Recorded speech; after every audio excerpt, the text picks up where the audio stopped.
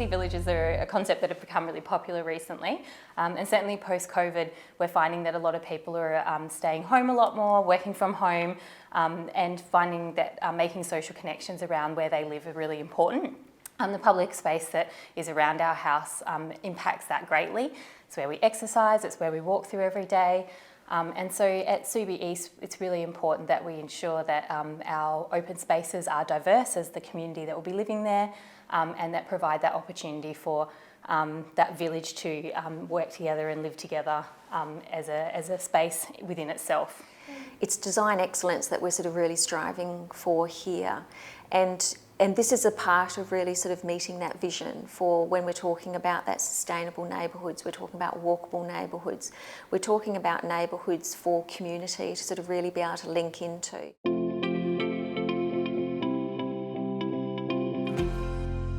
When we're starting to look at the height, it's where we're sort of starting to concentrate those areas that it can more respond sympathetically to the existing environment. So we've got to be conscious about those existing building elements that are already there. When we're talking about the height coming in, it is also to be able to get a mix of different forms that can sort of fit in that place. So it all doesn't need to be in a tower, that we're able to sort of accommodate the lower scale terraced housing around the edges of those as well. So you start to get more choice coming into this project, into the Subi East area as well.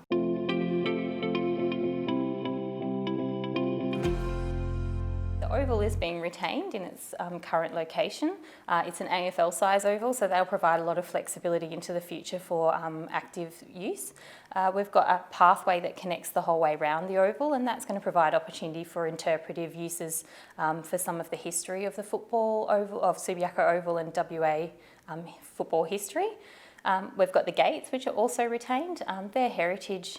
The whole oval site is a heritage listed space, so it's really important throughout the whole space that we're remembering that WA history of football that's really been centred around Subiaco for so many years. So the gates are retained in their location, and the buildings are pushed back to ensure that the gates provide some context within their new setting, that they're not sort of lost within the built form, and that they provide a real strong connection through to the oval. We also have opportunity through the gates area to celebrate some of the players and events that have happened in WA history. As we move to the north side of the oval, we have some large turfed playing areas that provide for that more flexible active uses. We're retaining some of the seating, which you'll be able to see if you go to the oval at the moment, and then extending some additional flexible seating around the oval on that embankment that exists there. And that allows for spectators, for picnics, and for other uses throughout the day. To the very north of the oval, we've sort of got this activated spine. One of the key focuses for the Subi East area, the oval area especially, is getting those school kids to Bob Hawke and then through to Perth Modern as well. So ensuring those really strong and safe pathways, they're shady, they're comfortable, and not only do they provide access for the children going to school, but for others, you know, we always have a bit of a kid on a bike and a person walking a dog being able to walk past each other on a footpath. So really nice wide footpaths, lots of shady trees through here, and lots of opportunity for interpretation throughout the site. So coming into from Roberts Road approach to the Heritage Gates, this is where we've really made that decision to keep that space back from the gate so that they do really sit there in their own context and define that heritage that really sort of people can sort of explore and walk through and around. So it's giving that breathing space around there that then behind the gates, again, we can sort of create that more sort of civic plaza entrance approach as well. Towards the western edge of the oval is where we've sort of really concentrated that height, as well as closer to the railway West Leederville station. Because we've got good opportunity there where we're close to public transport, so it's a really walkable catchment, but also at the western end of the oval where we're stepping back from the oval edge itself so that the height there is in a position that, again, it's more respectful of those sort of surrounding environments, but it's also those sort of key gateways. So from that western entry into the Subi East Precinct, we've got the opportunity to really define with these landmark buildings that height and scale.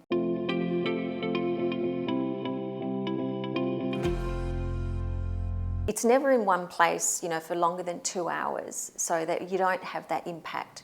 And so by locating the lower density height on that northern edge, we're not getting those long shadows over the oval. So we're not going to run into that sort of maintenance issue. So again, these are sort of key triggers to sort of make sure that where we have located that height, that the length of those shadows at the worst sort of time of year don't have, overtly, that they're not continually in shadow.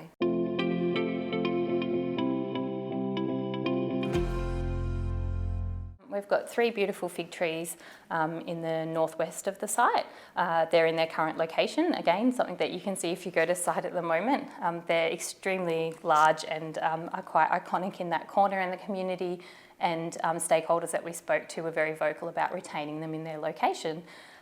So the opportunity there is to provide a real green gateway on Hayden Bunton to the site, and to sort of provide some scale and context to the built form that will be next to that. So those figs will be retained in place, and there'll be sort of public areas around them to connect through to the oval to the north.